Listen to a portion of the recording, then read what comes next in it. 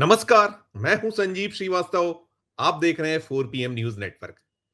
Bharatiya Janata party ने महिला वर्ग को फिर धीरे से जोर का झटका दिया है।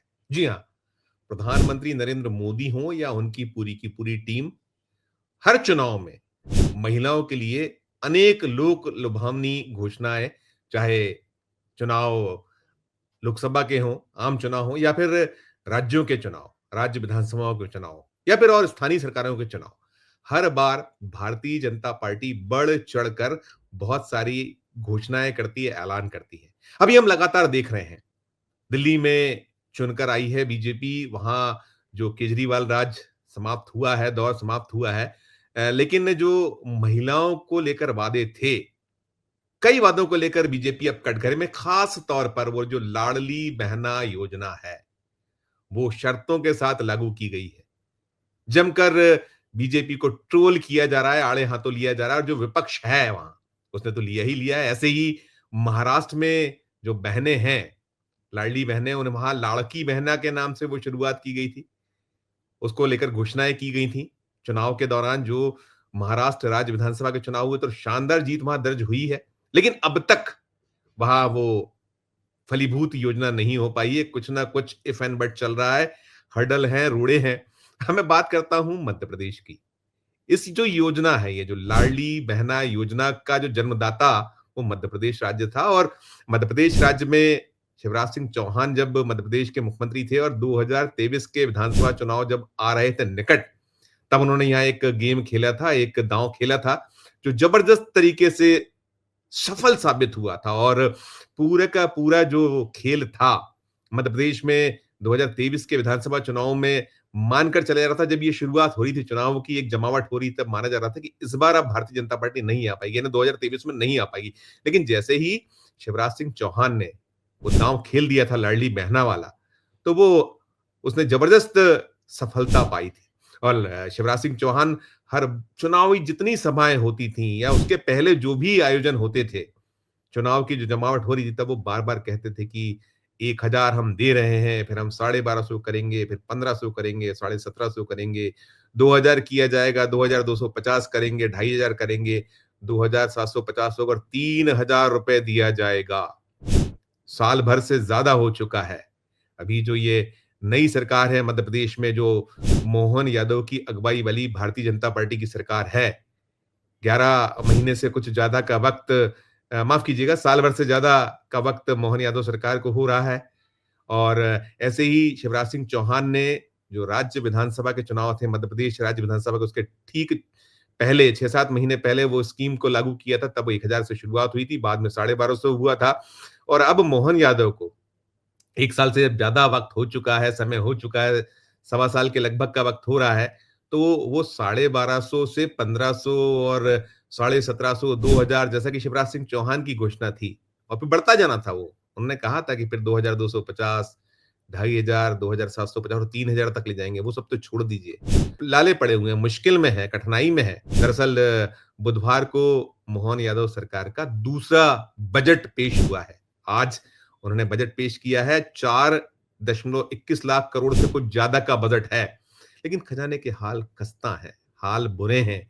आलम यह है कि मोहन यादव ने जब से सत्ता संभाली तो हर महीने 5000 करोड़ रुपए का कर्ज उन्हें लेना पड़ रहा है। और बीते जो उनका 13 महीने का कार्यकाल है, उसमें कर्ज जो है बेतहाशा बढ़ा है। 31 मार्च तक जो ये समाप्त होने वाला है, 31 मार्च 2025 सारा वित्तीय वर्ष समाप्त होगा, तो कर्ज वो करीब करीब 4 लाख करोड़ के आसपास पहुंच जाने वाला है। अब ऐसे में कैसे चले? बहुत सारी योजनाएं हैं। शिवराज मामा ने जो भांजे भांजियों का एक वो उनका अपना अंदाज होता था, बहनों वाला जो प्ले अप करते थे, वो सारा कुछ ऐसा, इतनी योजनाएं, इतनी घोषणाएं उनकी रही कि बहुत सारी तो वो कर ही नहीं पाए थे। और जो बीजेपी ने कहा था जब 2023 के चुनाव थे कि हम सत्ता में आएंगे तो बहुत सारी जो योजनाएं अधूरी हैं उनको हम आगे बढ़ाएंगे, लागू करेंगे, लेकिन कुछ हो नहीं पा रहा। और जब ये लाडली बहना जो योजना वाला मामला है, इसे लेकर भी बहुत सारी बातें लगातार सामने आई। मोहन यादव ने जब सत्ता संभाल रहे थे, संभाल चुके थे, उसके बाद बार-बार आया था कि योजना बंद कर दी जाएगी, ये आगे नहीं चलेगी, और जैसे-तैसे योजना को चला रहे हैं। और अब ये निकला है कि जो बजट था 2000 23-24, 24-25, के बजट रहे हैं, बजट में बहुत सारी घोषणाएँ थी, जो पिछला बजट हम कह सकते हैं। पिछले बजट में 18,994 करोड़ रुपए का प्रावधान किया गया था, जो मोहन यादव सरकार का पहला बजट था। उसमें प्रावधान था लगभग 19,000 करोड़। अब इस बजट में जो अब आज जो बजट प्रस्तुत हुआ है, इसमें कटौती कर दी गई, इसमें सवा 300 करोड़ रुपए की कटौती की गई है। यानी मानकर चल लें लाडली बहनें जो मध्य प्रदेश की हैं, कि उन्हें अभी बिल्कुल भी आस और उम्मीद नहीं करना चाहिए कि ये जो साढ़े 1200 रुपए उन्हें मिल रहे हैं, ये बढ़ेंगे, क्योंकि ये बजट कम हुआ है। अगर हम पिछले बजट को देखें, उससे तुलना करें, तो इस बार 18,669 करोड़ रुपए का प्रावधान किया गया है। और इसके अलावा जो स्थितियाँ हैं, इसको जोड़ा गया है, इसको जोड़ दिया कई कई स्कीम्स हैं, पेंशन योजना से जोड़ दिया गया है। तो कई सवाल अभी उठ रहे हैं, किस तरीके का वो पूरा स्वरूप होगा, वो तो अभी जब बजट का पूरा ये योजना जो इसमें प्रोविज़न किया गया है कि इसे जो पेंशन स्कीम से जोड़ दिया जाए, इसे सेंट्रल से भी कुछ जोड़ने जा रही है मध्य प्रदेश की सरकार, आज घोषणाएँ हुई हैं बहुत सारी। जब पूरे का पूरा उसका खुलासा होगा, किस तरह की योजना है, क्या नहीं है, एक पूरा स्वरूप सामने आएगा, तब बहुत सारी बातें स्पष्ट होंगी। लेकिन कुल मिलाकर जो शिवराज सिंह चौहान की बहनें हैं मध्य प्रदेश की, उनके लिए एक धीरे से जोर का झटका इसे मान सकते हैं, देख सकते हैं उस रूप में। और हम जो बात कर रहे हैं, हमने ये भी देखा है कि दिल्ली में क्या कुछ हुआ है। दिल्ली में कैसे जोर-शोर से प्रधानमंत्री जी ने सभाओं के दौरान क्या-क्या नहीं कहा था कि जो कुछ योजनाएँ अभी चल रही हैं, यानी केजरीवाल के दौर में जो योजनाएँ शुरू हुई थी, उस समय आतिशी मुख्यमंत्री थी जब ये चुनाव हुए थे दिल्ली राज्य विधानसभा के 2025 में। तो यही कहा था मोदी जी ने कि किसी योजना को बंद नहीं करेंगे, जो लाभ मिल रहे हैं, जो योजनाएँ चल रही हैं, वो सब चलती रहेंगी। और लाडली बहना को लेकर भी बड़ा दावा था, ₹2500 देने का दावा था, लेकिन शर्तों के साथ लागू किया गया है, बहुत सारी शर्तें लगाई गई हैं। और अब उन शर्तों के बाद जो वहाँ की वोटर हैं, जो महिलाएँ ये मान के चल रही थी दिल्ली की, कि उन्हें जो लाभ मिल रहे थे केजरीवाल की जो दल आप पार्टी है, आतिशी के दौर में, केजरीवाल के दौर में वो सारे लागू रहेंगे। अब उनमें भी कहीं न कहीं कैंचियाँ चल रही हैं, कटौतियाँ हो रही हैं, धीरे-धीरे खुलासे हो रहे हैं। अभी तक वहाँ वो स्थितियाँ भ्रम की भी हैं, और जो लागू की गई है योजना, उसके बाद तो ये हो ही रहा है कि जैसी उम्मीद थी, ध्यान करिए ना कैसे वो प्रवेश वर्मा ने अपनी जेब से पैसे बाँटे थे, वो सुर्खियों में रहते, कटघरे में आए थे, शिकायतें हुई थी। लेकिन अब कोई कुछ बोलने को तैयार नहीं, चुनाव बहुत दूर है, अब तो ये कह सकते हैं ठेंगे से। ऐसे ही महाराष्ट्र में देख रहे हैं, महाराष्ट्र में वो लाड़की बहना योजना जो है, अब तक वो रूप उसे जो होना चाहिए, मिलना चाहिए, वो नहीं ले पाई है, वो नहीं मिल पा रहा है लाभ महिलाओं को। तो कुल जमा हम कह सकते हैं कि धीरे से जोर के झटके भारतीय जनता पार्टी दे रही है। और अब बहुत सारे सवाल लगातार यही उठ रहे हैं कि फ्रीबीज़ कब तक?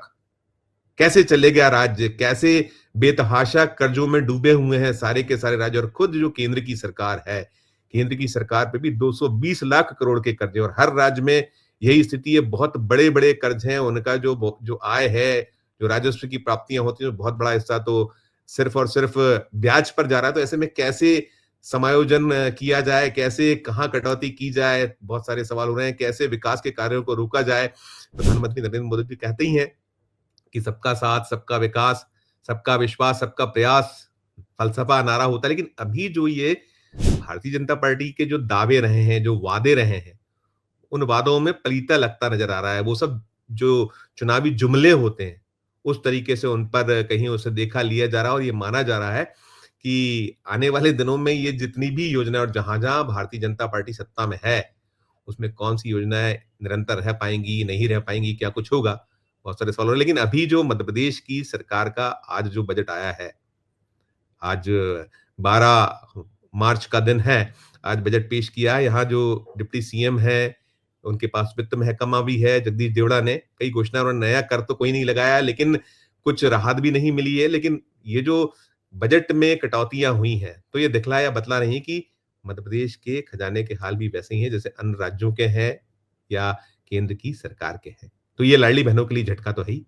इस मामले से जुड़ा और जो कुछ अपडेट होगा, हम अपने दर्शकों तक पहुँचाएँगे। आपका अपना क्या कहना है? जो बीजेपी के दावे होते हैं, जो वो वादे करती है और जुमले में तब्दील होते चले जाते हैं, टिप्पणी कीजिएगा ज़रूर। अच्छी लगे खबर तो हमारे चैनल को लाइक कीजिएगा, सब्सक्राइब कीजिएगा, ज्वाइन का बटन दबाइएगा तो और हमारी हौसला अफ़ज़ाई होगी। प्यार और स्नेह बनाए रखिए और देखते रहिए 4 पीएम न्यूज़ नेटवर्क। धन्यवाद, नमस्कार।